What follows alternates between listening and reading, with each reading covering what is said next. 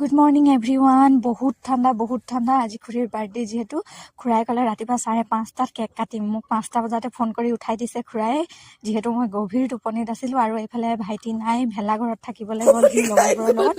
তো খুৰাই মোক নিবলৈ আহিলে আৰু দেখিছে ইমান কুঁৱলী পৰি আছে, আন্ধাৰ হৈ আছে।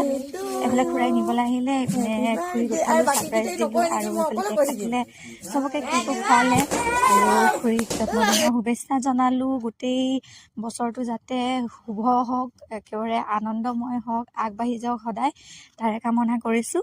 এইফালে খুৰীৰ পৰা খং উঠি আছিলে, 12টা বাজি পাৰ হৈ গ'ল, মোক উইচ কৰা নাই, কোনো কেক চেক কটা নাই বুলি পাহৰি থাকিলে বুলি পেলাই খুৰাই মানে কৈছে অলপ খুৰীক খং উঠিবলৈ দিয়া বোলে, ৰাতিপুৱা একদম 5টা বজাত কাটিম। তো এতিয়া আমি 5টা বজাত ইমান ঠাণ্ডাত আহি পেলাই কেক কাটিলোঁ। তাৰপাছত মিঠাই চিঠাই আনিছিলে আৰু খালোঁ, খাই বৈ পেলাই আৰু এইফালে দেখিছে আমাৰ মীনাক্ষী প্ৰাঞ্জল ফেচবুকৰ। তো সকলোৱে উইচ কৰিব। বন্ধুসকল, মীনাক্ষী প্ৰাঞ্জলে কাটি দিলে কেক।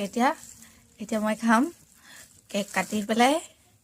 এইফালে খুৰাই মৰমে চেনেহে একেবাৰে মিঠাই খুৱাই দিছে, দেখিছে নহয়। গোটেই বছৰটো একেবাৰে ভালে ভালে মিঠা যাওক। আৰু এইফালে খুৰাই ফোন কৰিলে যিহেতু, সেইটো কাৰণে উঠিলোঁ আৰু যেনে তেনে দে সাৰ পালোঁ। তাৰপিছত উঠি মুখ চুখ ধুলোঁ, এইফালে স্কাৰ্ফখন ল'লোঁ আৰু এটা জেকেট পিন্ধিলোঁ, যেনেকৈ শুই আছিলোঁ সেনেকৈ ওলাই আহিলোঁ।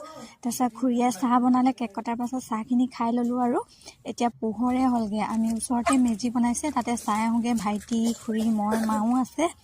তো চবেই যাওঁ আৰু সকলোলৈ মাঘ বিহুৰ শুভকামনা থাকিল। বিহু ভালে ভালে পাৰ হওক, বাবা।